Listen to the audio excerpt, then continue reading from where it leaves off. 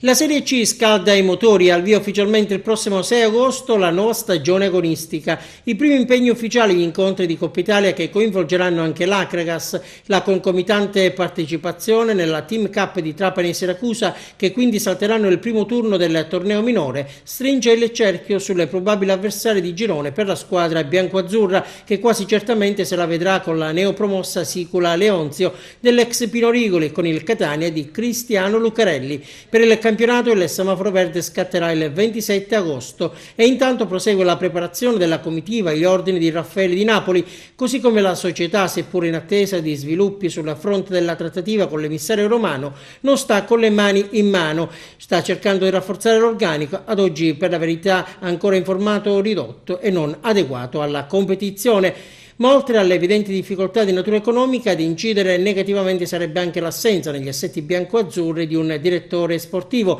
Salvatore Catania infatti è rimasto ai box, lui risulta tra i non riconfermati, anzi tra i non avvertiti. Il telefono dell'ormai ex dirigente bianco-azzurro non è mai squillato, salvo ribaltoni, il DS Palmese sembrerebbe fuori dai piani dell'attuale dirigenza. Un divorzio pesante, Catania infatti conosce l'ambiente e con tiro ha messo sulla squadra che poi miracolosamente si è salvata. Di Napoli, dal canto suo, collaborato dal neoresponsabile dell'area tecnica Arnuzzo, continua a lavorare assumendo sempre di più un ruolo manageriale.